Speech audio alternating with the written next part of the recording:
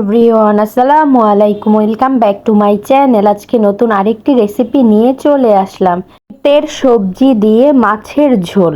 প্রথমে একটি প্যানে পরিমাণ মতো সরিষার তেল দিয়ে দিব এবং তেল গরম হওয়ার জন্য অপেক্ষা করব।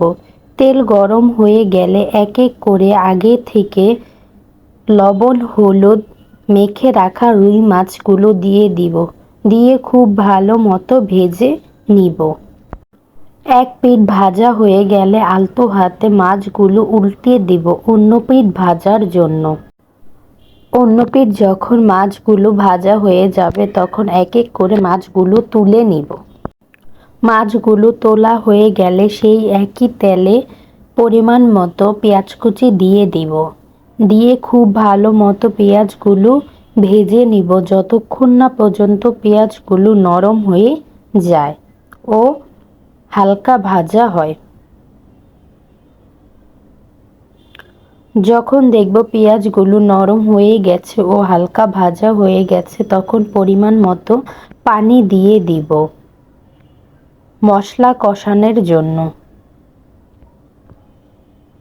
এবার এক এক করে গুঁড়া মশলা দিয়ে দিব। হাফ চামচ হলুদের গুঁড়া, 1 চামচ লাল মরিচের গুঁড়া, স্বাদমতো লবণ দিয়ে খুব ভালো মতো মশলাটি কষিয়ে নিব যতক্ষণ না পর্যন্ত মশলা থেকে তেল ভেসে উপরে উঠে। যখন দেখব মশলা থেকে তেল ছেড়ে দিয়েছে তখন বুঝতে হবে মশলা কষানো হয়ে গেছে।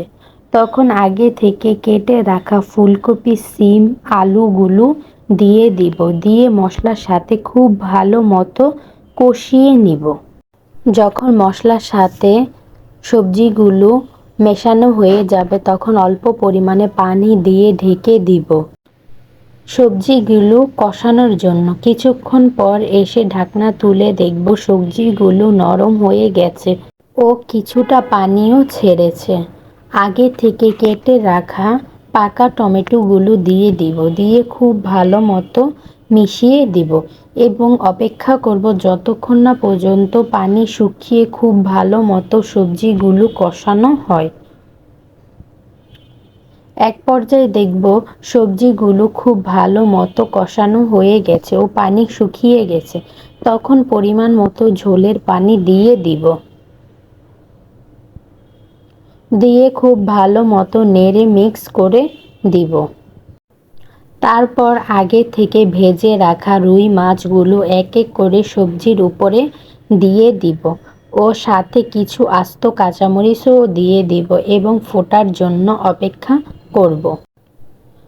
যখন দেখব তরকারিতে বলক চলে আসছে ও খুব ভালো মতো তখন কিছু ধনিয়া পাতা দিয়ে তরকারিটি নামিয়ে নিব। হয়ে গেল ভীষণ মজাদার শীতের সবজি দিয়ে মাছের ঝোল। আজকের ভিডিওটি দেখার জন্য সবাইকে ধন্যবাদ। ভিডিওর কোনো অংশ যদি আপনাদের কাছে ভালো লেগে থাকে অবশ্যই আমার চ্যানেলটিকে সাবস্ক্রাইব করে দেবেন এবং লাইক কমেন্ট শেয়ার করে আমার পাশে থাকবেন। আল্লাহ হাফেজ।